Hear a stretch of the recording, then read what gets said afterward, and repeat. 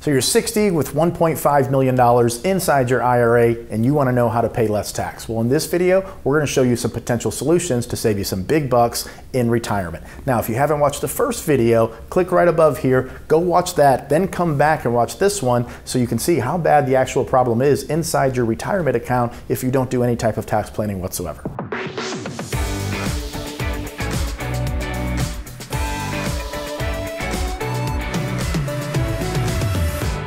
Hi, I'm Troy Sharpe, CEO of Oak Harvest Financial Group, a certified financial planner professional, host of the Retirement Income Show, and also a certified tax specialist. Okay, so in this video, I'm going to show you two potential directions we could go, and really there are hundreds of directions, but I want to show you the two that I like the most here. So we have all this money inside the retirement account, 1.5 million. Now you could have 800,000, maybe 900, maybe 2 million, maybe 3 million. Whatever that number is, there's some important things to consider here. This is a case study. How much do you spend? People who have less money inside a retirement account and spend a little bit higher, it may not make sense to do the Roth conversion strategy. But if you spend a relatively small amount, especially when you take into account your Social Security, the more money you have inside an IRA, the bigger your tax problem becomes. And I'll go through this and explain it. But if you watch the first video, I laid some pretty good groundwork there of what happens when you allow those retirement accounts to balloon. Okay, so this is like I was talking to you and you're a client right now. This is kind of what we would go through to show this is one of the top ranked strategies for you to consider. Now, every single year this can change. If we have a really good year in the market and the accounts are up 30%, the problem is bigger, so we need to shift the tax strategy. In a year like this where the markets are down, we not only change the timing of when we do these conversions, because when the markets are down, you can convert the same dollar amount, which is a larger percentage of your overall retirement portfolio. My point here is that the strategy changes year to year typically, how much we're doing, when we're doing it. So just trying to get across the educational concept of some potential solutions to this big tax problem that you have inside the retirement account, if that's where most of your money is. Even if you have a lot of money outside and you still have a large retirement account balance, you still have this problem.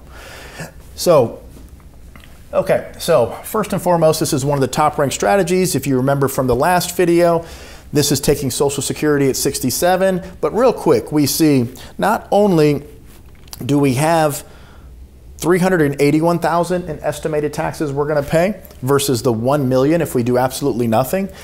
So a significant savings already.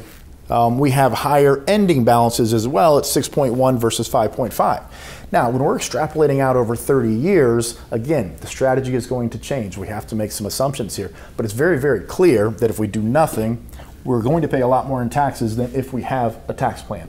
Again, this is why tax planning is such a critical part of the retirement success plan that we put in place here for clients at Oak Harvest Financial Group. Now, before I show you exactly what we're doing here, and again, take this with a grain of salt because the strategy can change year to year depending on so many various factors.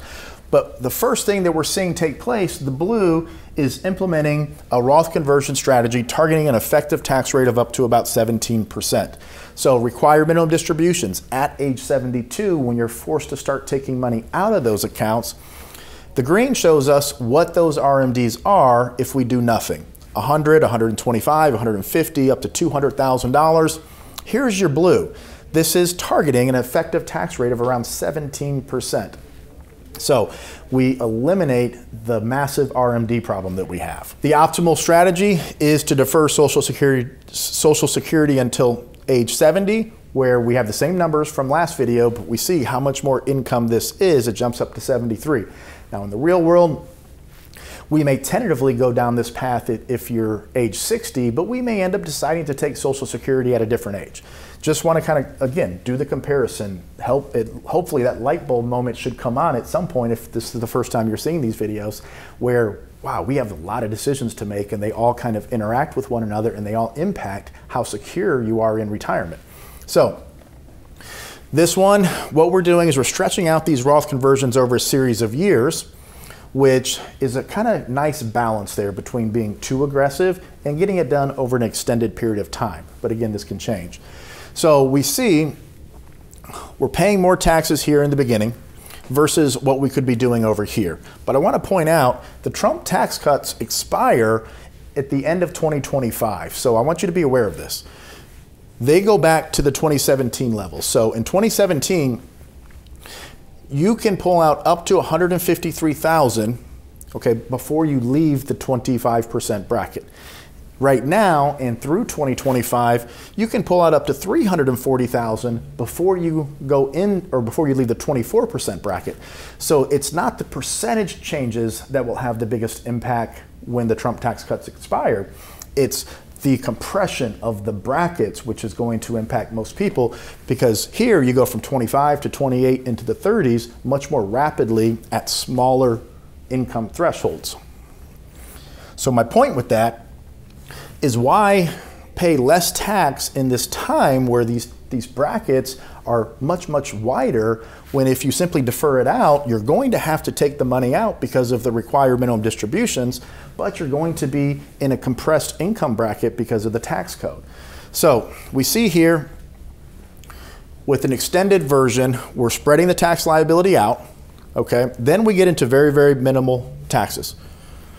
Versus over here, we're just simply kicking the can down the road. We're not solving the problem, we're simply kicking the can down the road.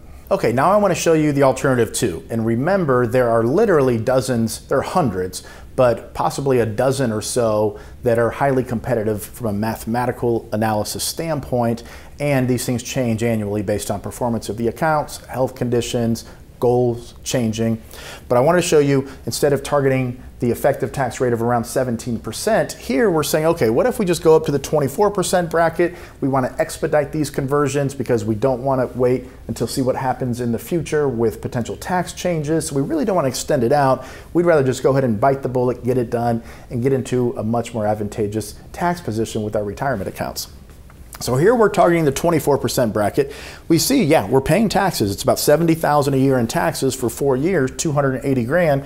Then we have very, very minimal taxes, and we're basically in a tax-free retirement. All this Social Security, plus any other withdrawals we're taking from those Roth IRAs, we're in a 100% income tax-free environment. So, and a lot of you don't understand the power of Social Security if you've done tax planning properly with the rest of the accounts. So, I guarantee you, if I walked up to 10 people on the streets, the old Jay Leno man in the street thing, and said, do you know, if properly planned for, you could have $80,000 of Social Security and not pay a single dime in tax? Most people would say, no, you're crazy, that's not possible. Well, it is possible if you have a Social Security, an income strategy along with a tax strategy. We call it the Retirement Success Plan here at Oak Harvest Financial Group. You can very simply do that.